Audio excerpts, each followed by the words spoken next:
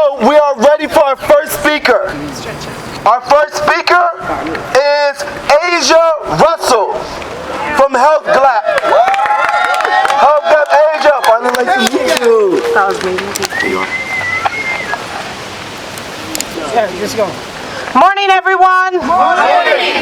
My name is Asia Russell, and I'm part of Health Gap, an AIDS activist organization fighting for treatment for access worldwide. We're here today on World AIDS Day because we have a demand. We're here for you, Representative Tom Price and House Speaker Paul Ryan. We're here at your doorstep on behalf of more than 35 million people with HIV worldwide, people, half of whom have no access to life-saving HIV treatment. They are our brothers and sisters, they're our friends and our lovers.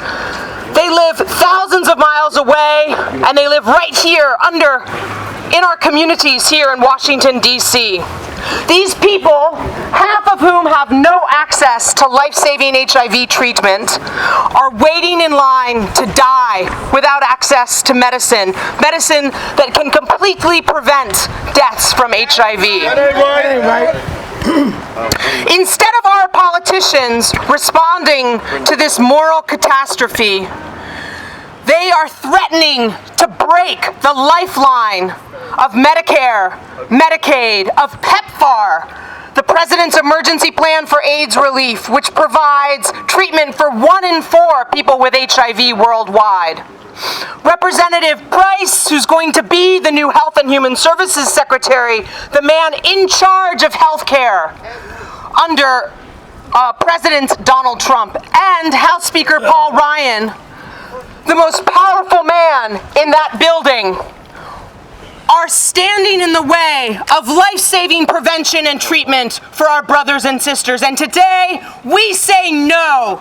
Shame on the deadly, dangerous proposals of House Speaker Paul Ryan and Representative Price. Shame. We won't accept their morally corrupt and cruel budget and what it will mean for our brothers and sisters around the world. We say no. No! Today, we know why they're putting forward this cruel, despicable budget. They don't need to. They don't have to balance the budget the way they pretend to. We know why they're doing it. They're seeking a budget that would make the deepest tax cuts for the wealthiest people. By what? By starving our health care, by starving people with HIV and people at greatest risk of infection of what is their essential right to medicine, to condoms, to education, to PrEP. And it doesn't matter whether you live in Kampala, Uganda, or you live right here in Washington, D.C. Tom Price, Paul Ryan, they work for us.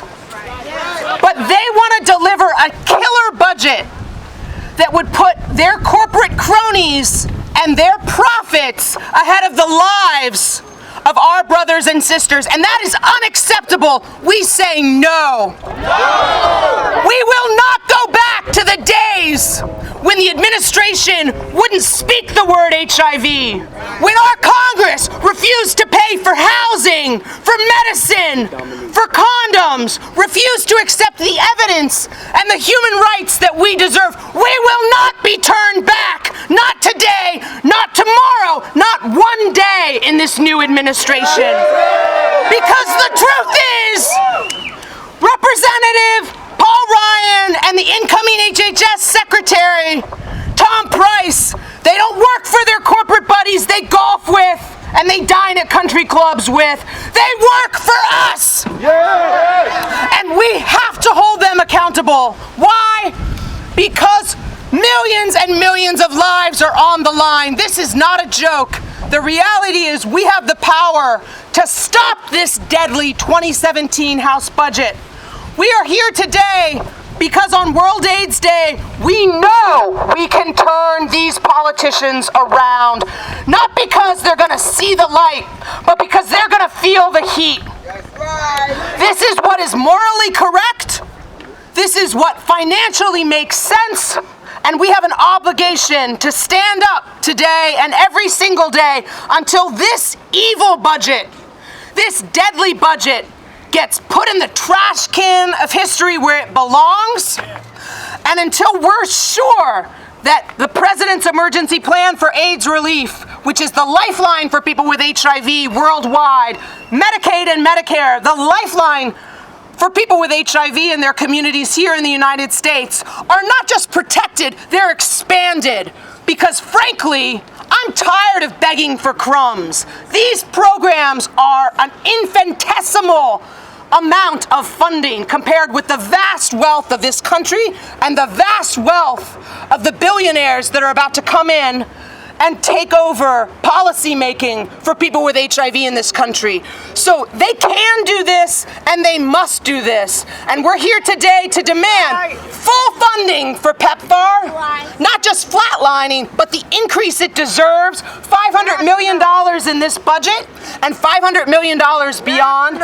And we need to ensure that Medicaid and Medicare are not eviscerated and are not destroyed, but are protected, defended, and expanded so that all low-income people, all people with HIV, no matter who they are, our queer brothers and sisters, our undocumented colleagues, everyone in the United States, and all people waiting in line for treatment have access to the science, to the prevention, to the information that will ensure they live long, healthy lives.